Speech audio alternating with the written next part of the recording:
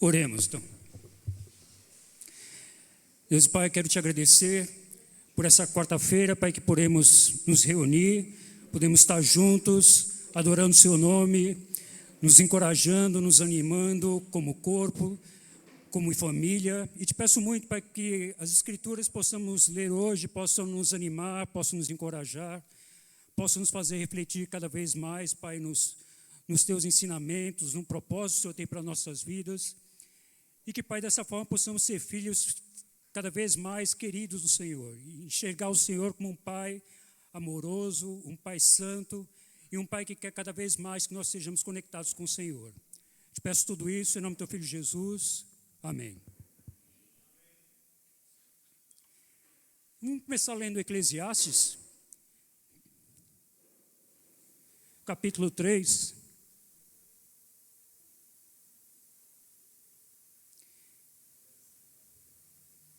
Eclesiastes capítulo 3, no versículo 1.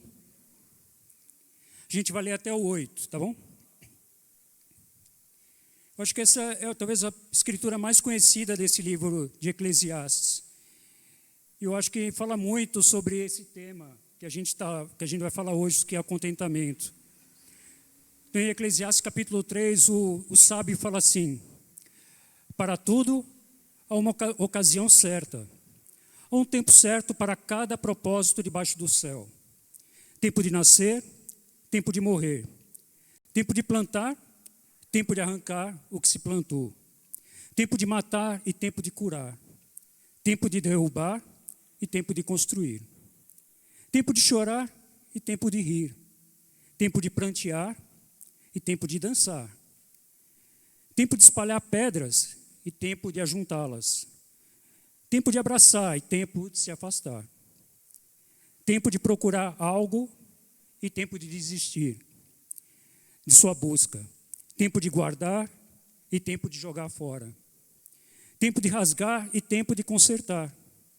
Tempo de calar, tempo de falar. Tempo de amar e tempo de odiar. Tempo de guerra e tempo de paz. Que o sábio fala que tudo muda o tempo todo, né? Tudo passa, né? Tudo é efêmero, tudo é como um sopro, né? Um momento você menos espera, o que nasceu está morrendo. O que tinha sido plantado agora está sendo colhido, né? O que foi construído está sendo derrubado. E aí o ciclo se repete, né? O que morreu dá um lugar para o que vai nascer agora. O que foi colhido dá lugar para a nova plantação. O que foi destruído dá lugar para uma nova construção. E isso acontece em nossas vidas também. Um dia você está empregado, hoje o dia você está demitido. Um dia você acha outro emprego e aí você é demitido de novo. O ciclo se repete na nossa vida, né? Você está saudável hoje, mas um dia você vai ficar doente. Você fica bom de novo, mas aí você fica doente de novo. Esse é o ciclo da vida que o sábio está falando aqui. Há tempo para tudo, e esse tempo vai rodar sempre durante nossa vida. Parece óbvio, né? Mas muitas vezes nós não aceitamos isso. Nós queremos o tempo de nascer, mas nós não queremos o tempo de morrer. Queremos o tempo de rir, né? Mas nós não queremos o tempo de chorar. Queremos o tempo de dançar, mas nós não queremos o tempo de prantear. Queremos um emprego bom, né? Um emprego melhor. A gente não quer perder o emprego. A gente quer ficar bonito, a gente quer ficar saudável, a gente quer ficar forte, mas a gente não quer ficar doente. E aí é que é o problema. E aí é que a gente precisa tanto conhecer e estudar sobre contentamento. Porque quando nós não aceitamos isso, quando ficamos indignados em ficar doentes, em perder nosso emprego, nas situações que a gente considera ruins em nossa vida, nós ficamos angustiados, nós ficamos revoltados, ficamos frustrados, não aceitamos isso em nossa vida. Ficamos deprimidos, culpamos os outros, culpamos Deus, culpamos nossos cônjuges, culpamos nossa família, culpamos a nós mesmos. Nós não aceitamos o que a vida nos traz, porque é a vida, faz parte da vida. Daí a importância da gente estudar sobre contentamento. Contentamento é você não ser levado pelos acontecimentos da vida. É você permanecer centrado, você permanecer focado no caminho que você decidiu para a sua vida, nas suas convicções, independente do que acontece ao seu redor. Isso é contentamento. Eu acho que uma outra escritura de Eclesiastes ele nos ajuda a entender melhor como funciona o contentamento em nossa vida.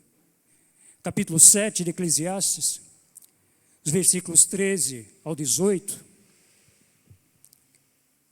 Eclesiastes, capítulo 7, do 13 ao 18.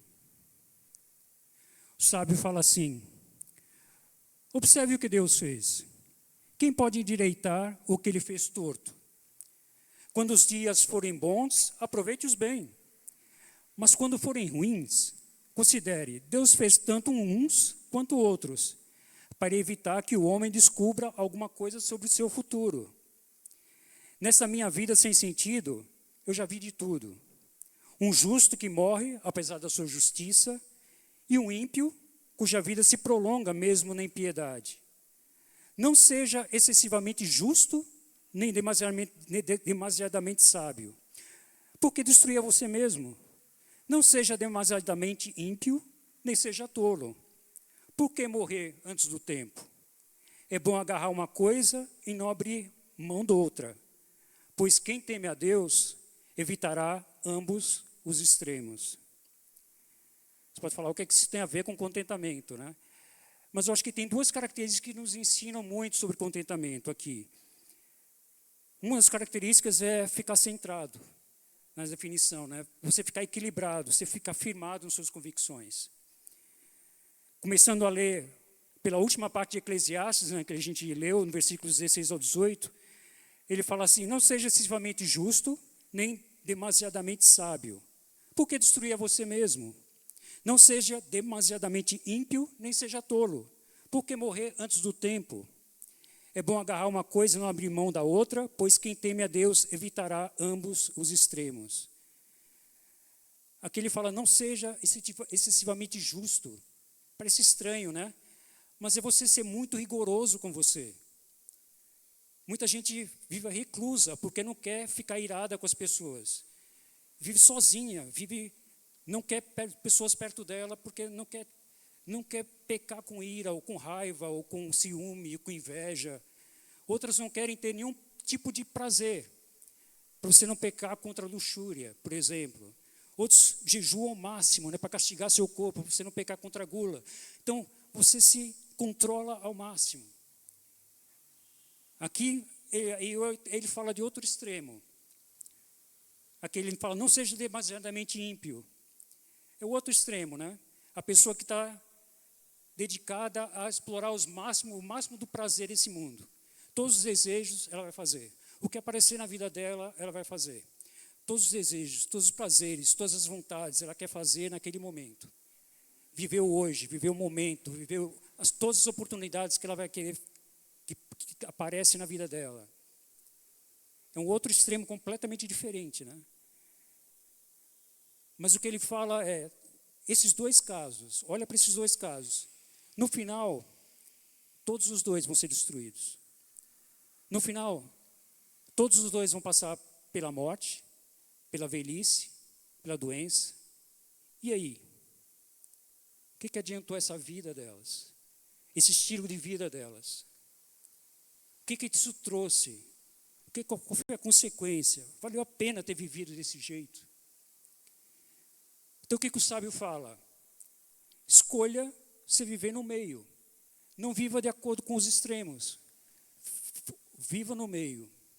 É como uma ponte, né? Você lembra daqueles filmes em que tem uma ponte de madeira ligando embaixo um precipício e não tem corrimão. Você tem que ir até o final dessa ponte. E aí você começa a ir no meio, você desvia um pouco para a esquerda, começa a balançar, e se você não volta para o meio, você cai. Você vai um pouquinho mais para a direita, se você não volta de novo, você vai cair. Aí você fica no meio, indo devagar. Porque é no meio que você vai conseguir chegar até o final. O grande problema é que não só tem a ponte, tem um vento para todos os lados, te empurrando de um lado, te empurrando para o outro. Assim é a nossa vida também. A gente vai vir, tem ventos de todos os lados. Mas o contentamento é você ficar firme no meio. É você ficar firme independente das situações que aparecem na sua vida. Porque se você for para um lado, você vai cair. Para o outro, você vai cair. É o que o sábio fala. Fique no meio, não vai nem para um extremo, nem para o outro. Mas como é que a gente acha esse meio? Como é que a gente acha esse meio, esse caminho do meio? Qual o seu propósito de vida? Qual é a sua missão? Quais os seus valores? Quais são as coisas que você quer ser lembrado pelos seus filhos, pelas pessoas ao seu redor? Que legado você quer deixar nesse mundo?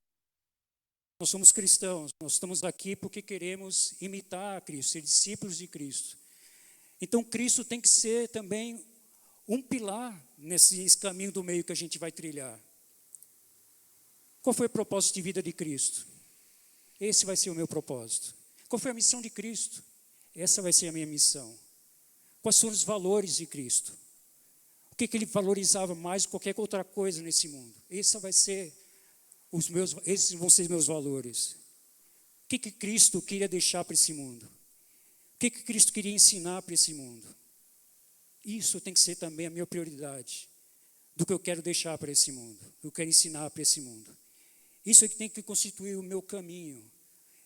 As coisas inegociáveis que eu não vou abrir mão e que vou manter independente das circunstâncias, independente dos ventos que passarem na minha frente.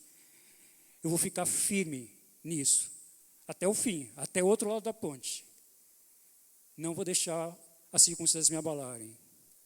Eu acho que Jesus foi o maior exemplo de um homem que ficou firme nas suas convicções, independente das circunstâncias. Vamos ler Mateus capítulo 26, versículos 36 ao 46. Mateus 26, versículos 36 ao 46.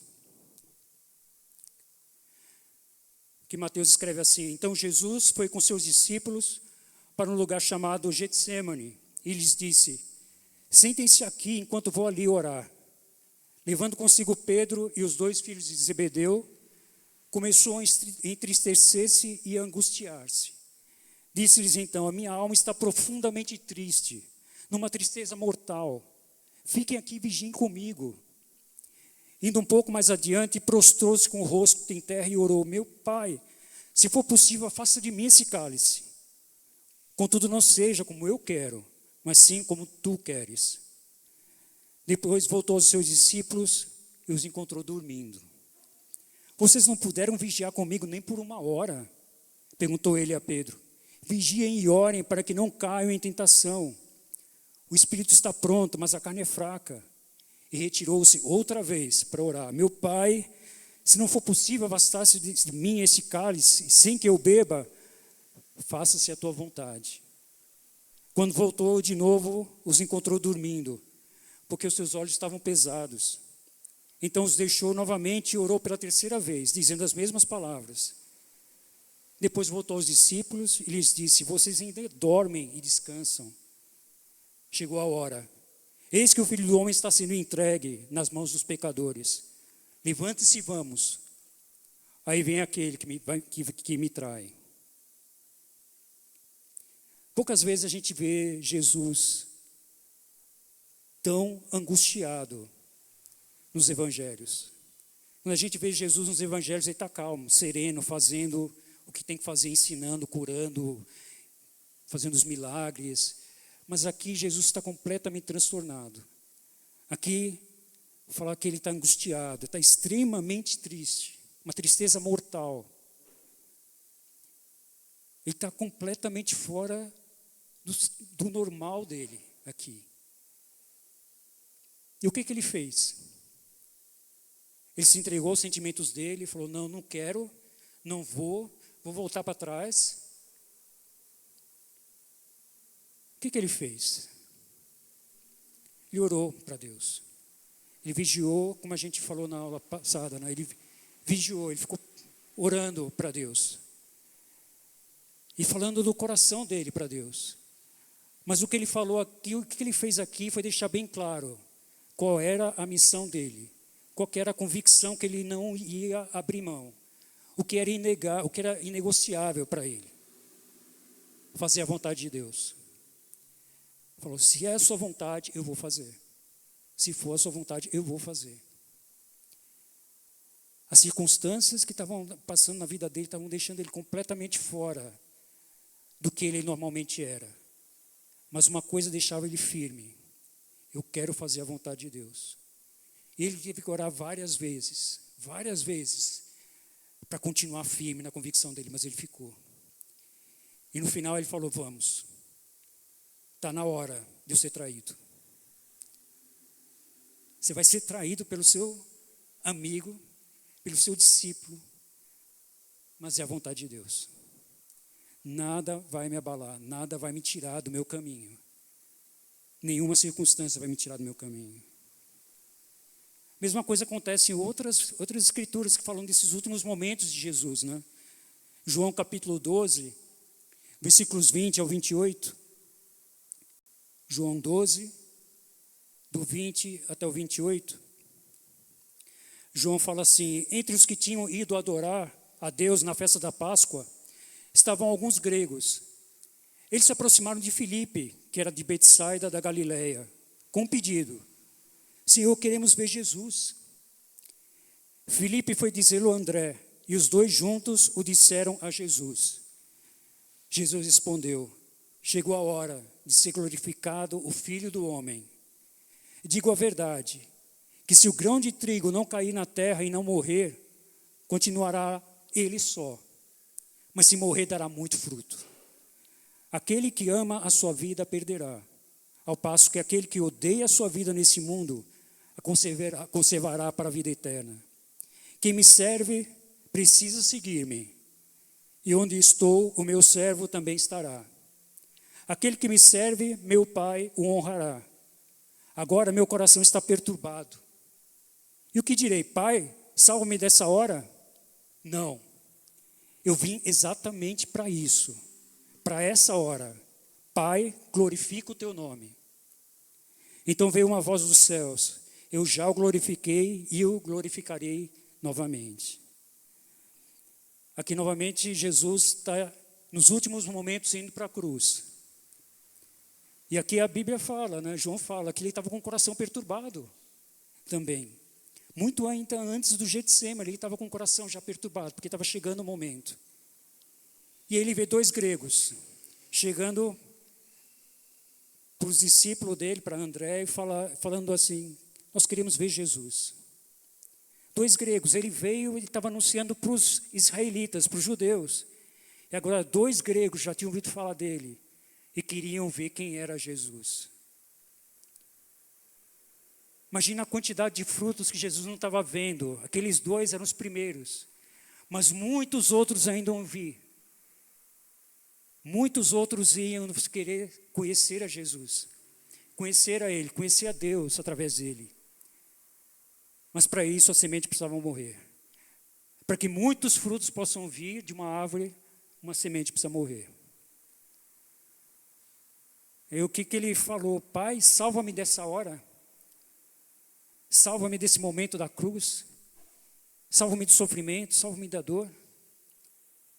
Não. Pensou, qual que é a minha missão? O que eu vim fazer aqui? Falou, Pai, glorifica o teu nome.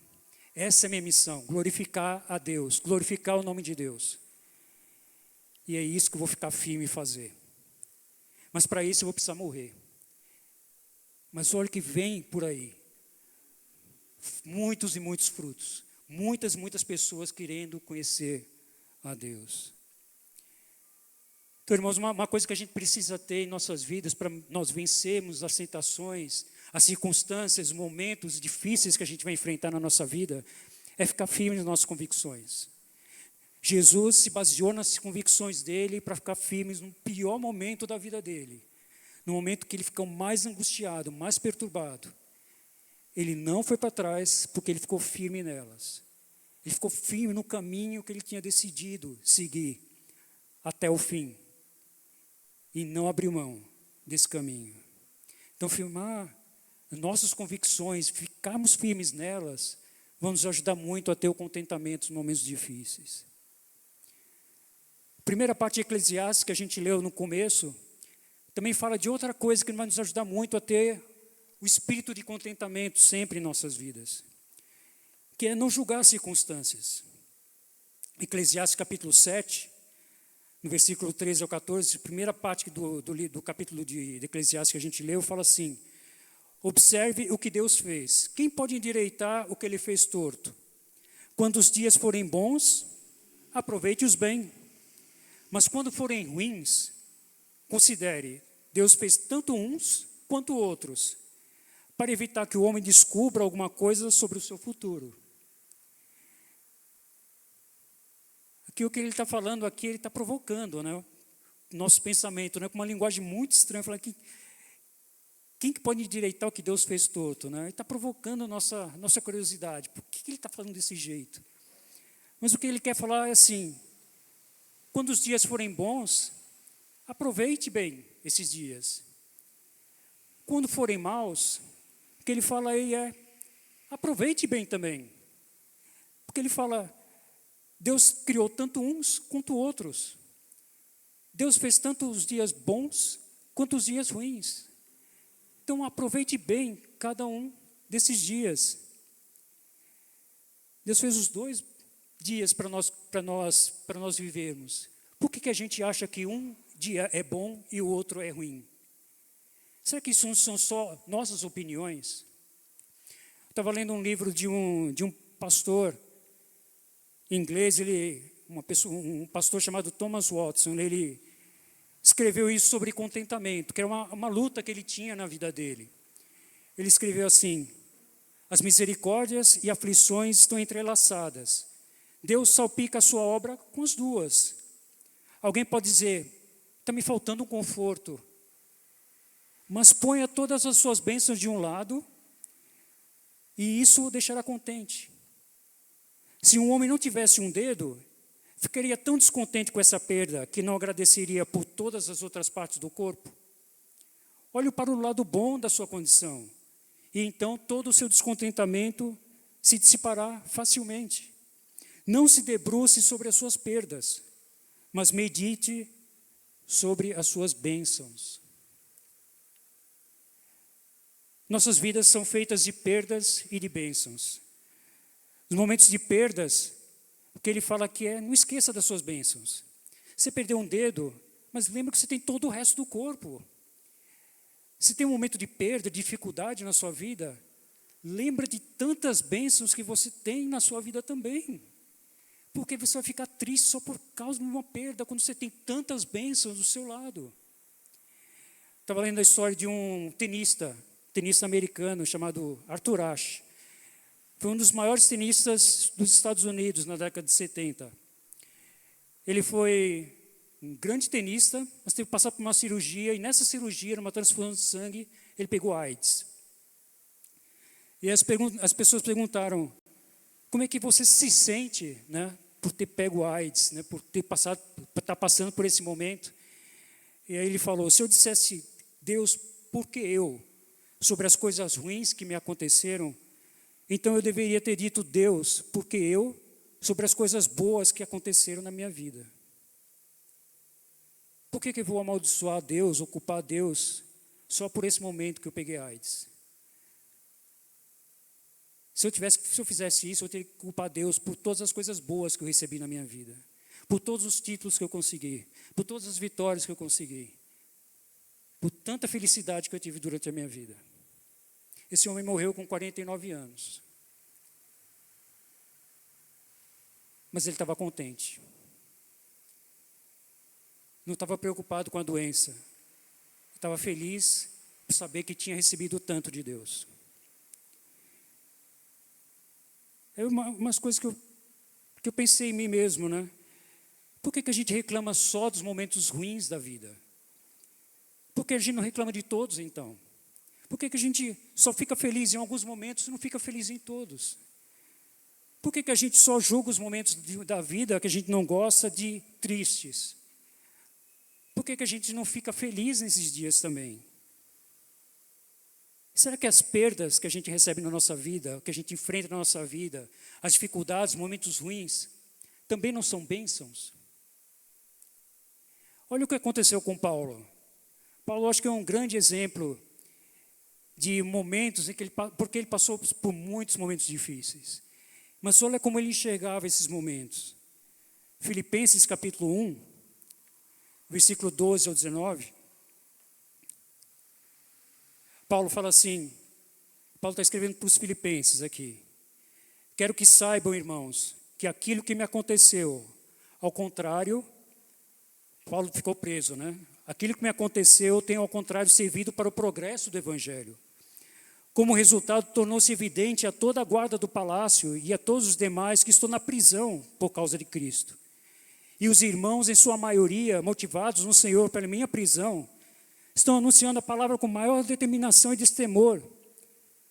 É verdade que alguns pregam Cristo por inveja e rivalidade, mas outros o fazem de boa vontade. Estes o fazem por amor, sabendo que aqui me encontro para a defesa do Evangelho. Aqueles pregam Cristo por ambição egoísta, sem sinceridade, pensando que me podem causar sofrimento enquanto estou preso. Mas que importa? O importante é que, de qualquer forma, seja por motivos falsos ou verdadeiros, Cristo está sendo pregado, e por isso eu me alegro.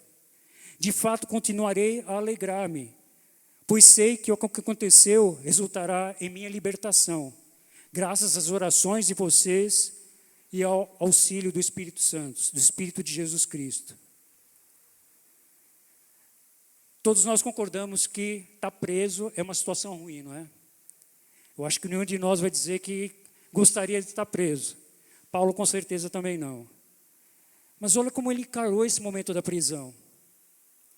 Eu estou preso, que ele estava falando, eu estou preso, mas por isso toda a guarda do palácio ouviu falar de Cristo. E por isso eu me alegro.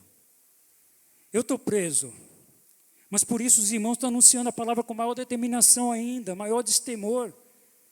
Por isso eu me alegro. Eu estou preso, e ainda não só isso, eu estou preso e outros pregadores rivais estão anunciando, estão se aproveitando da minha prisão para ganhar influência na igreja. Mas ele falou, o que importa? O importa é que, de qualquer forma, seja por motivos falsos ou verdadeiros, Cristo está sendo anunciado. Por isso eu me alegro. Será que Paulo estava enxergando esse momento da prisão dele como uma perda ou como uma bênção?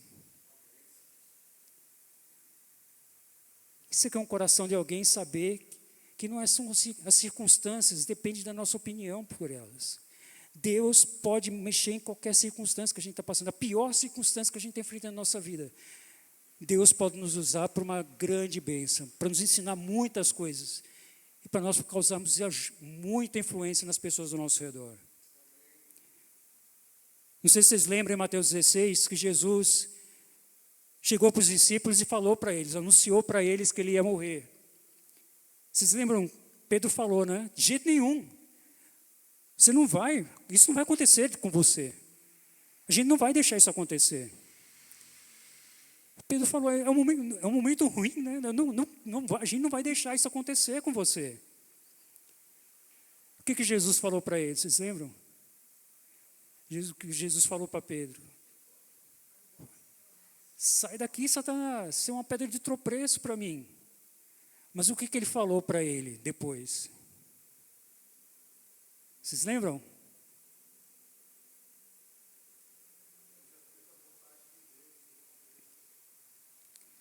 Você não pensa nas coisas de Deus, mas nas dos homens. Você não vê como Deus vê. Você está olhando com seus olhos. Você acha que esse momento é ruim. Você não está vendo esse momento como Deus vê. Por isso que você não quer me deixar ir para a cruz. Será que isso não acontece conosco? Será que nos momentos difíceis da nossa vida a gente não está vendo com os nossos olhos e deixa de enxergar como que Deus vê esses momentos na nossa vida? Só um esclarecimento, só queria deixar claro, porque muitas vezes eu fico pensando nisso, quando eu fico ouvindo sobre contentamento, eu fico pensando que muitas vezes contentamento é você ficar firme, você não chorar, você não expressar emoções, você ficar, né, sorrindo o tempo todo, você ficar impassível. Mas não é isso, contentamento. Né? Paulo não ignorava que ele estava sofrendo na prisão. Jesus estava angustiado, Jesus estava, né, em Lucas fala que ele estava suando tanto que pareciam gotas de sangue. Jesus estava desesperado, estava angustiado, estava sofrendo, estava perturbado. Claramente, né, os discípulos dele estavam vendo isso, escreveram na Bíblia. Não é você ficar impassível. Né? Jesus não foi para a cruz sorrindo. Jesus sofreu todo o tempo dele na cruz. Mas estar contente é você passar por esses momentos. Você pode chorar, você pode passar por momentos, você pode falar que está difícil, mas eu estou firme. Mas eu estou no caminho que eu quero seguir. Eu vou permanecer nos meus valores, naqueles que não vou abrir mão. Eu vou ficar firme.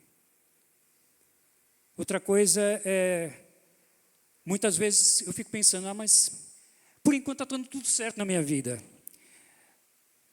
Tá dando, estou contente, então esse assunto não é para mim. Mas isso não é contentamento. Esse não é o contentamento que a Bíblia fala. Lembra que o contentamento é você ficar centrado, independente das circunstâncias. As coisas podem estar boas na sua vida, mas não é por isso que você tem que estar contente. Você tem que estar contente porque você quer ficar firme no seu propósito. Afinal de contas, esses momentos bons vão acabar um dia. Um dia, hoje, você pode estar tudo bem na sua vida, mas vai chegar um momento que você vai passar por dificuldades. E aí? Não adianta você, no momento bom, você ir para um lado, né, da ponte. Você vai cair. Você não vai ser firme quando chegar o vento. Tem que ficar firme nos momentos difíceis. Tem que ficar firme nos momentos fáceis também. Continuar nas suas convicções.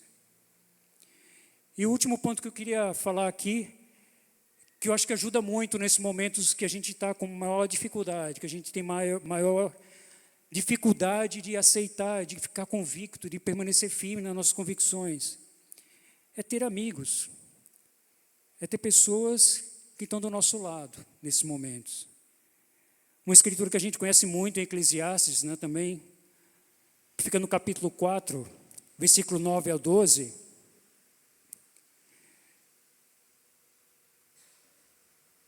Fala assim, é melhor serem dois do que um, porque maior é a recompensa do trabalho de duas pessoas. Se caírem, um levantará o outro, mas pobre do homem que cai e não tem quem o levante. Além do mais, se dois dormirem juntos, vão manter-se aquecidos. Como, porém, manter-se aquecido sozinho?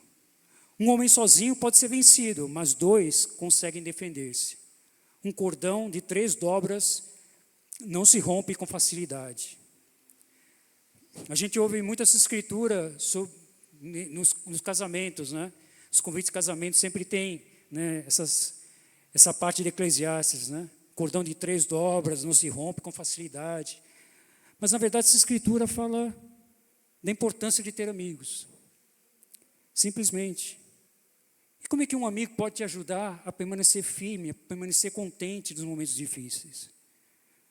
Aqui ele dá 3 dicas. Aqui ele fala, um amigo de verdade te ajuda quando você está por baixo. Né? Ele fala, se caírem, um levantará o outro. Pobre do homem que cai e não tem quem o levante. Quando você tem um amigo do lado, um momento difícil, que você está caído, você está mais desanimado, que você está mais frustrado, que você está mais sem esperança, conta com aquela pessoa, conta com um amigo que te levanta. Não sei se passou isso na sua vida, né, mas talvez alguns tenham passado.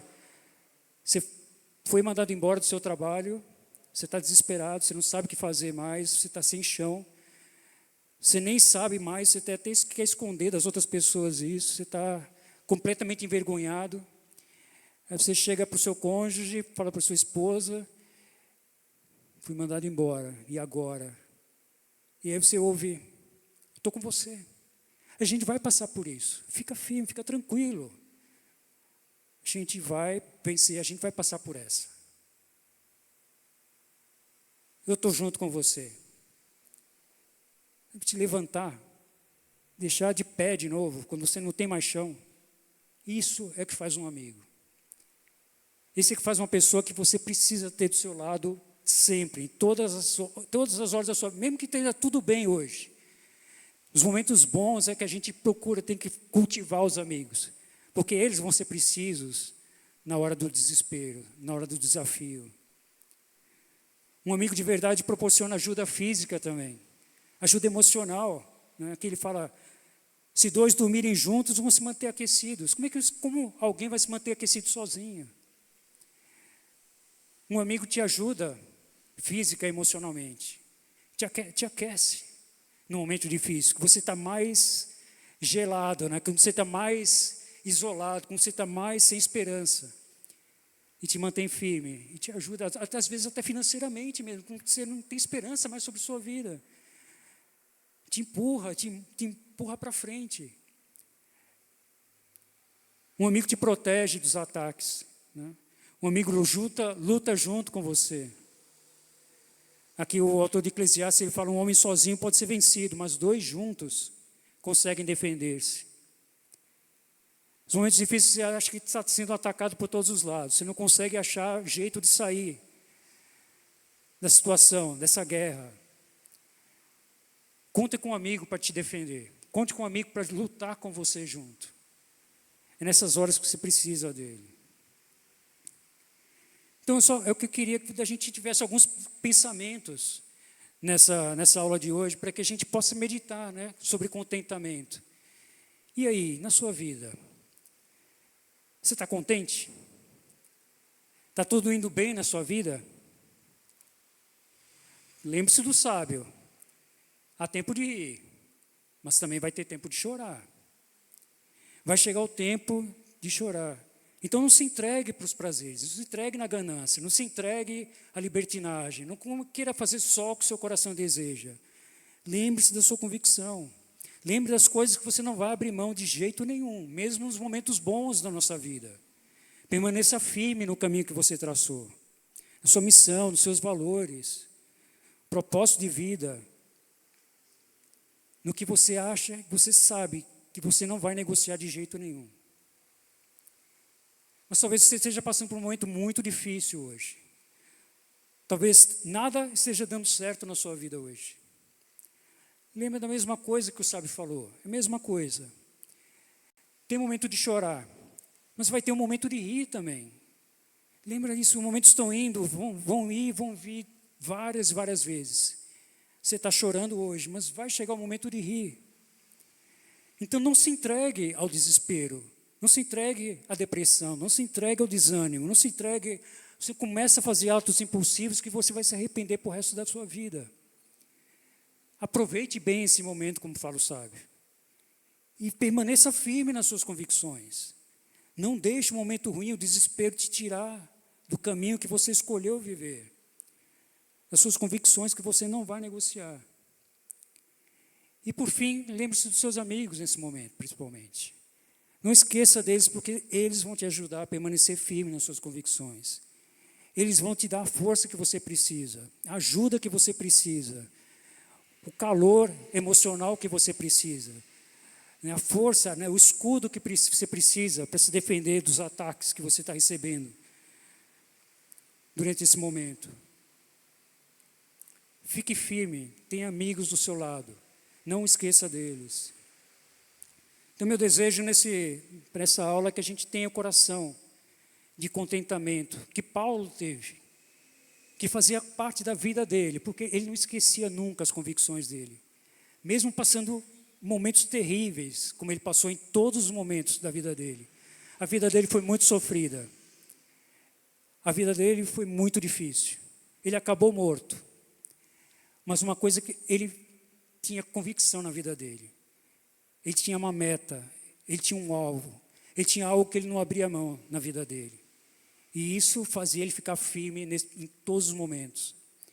Olha o que ele fala terminando na carta de Filipenses, No último capítulo de Filipenses, na carta dele, que ele escreveu para a igreja, Filipenses 4, 10 ao 13.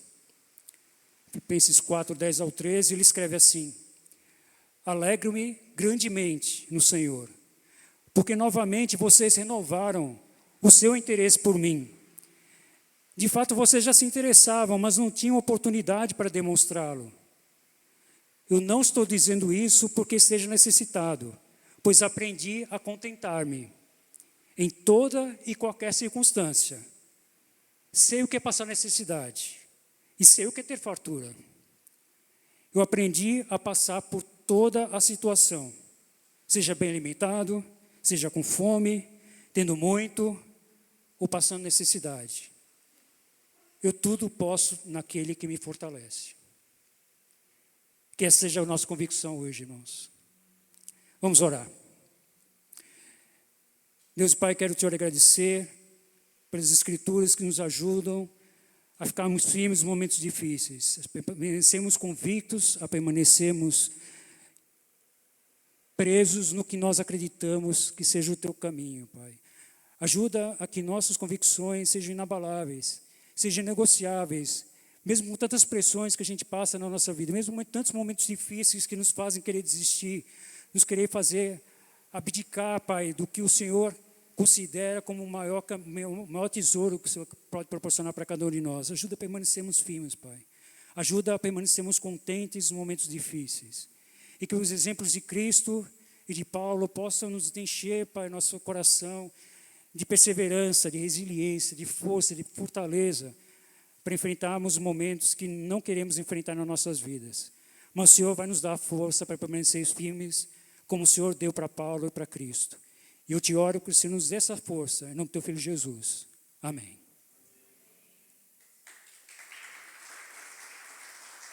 Então vamos, vocês, os de casa, obrigado.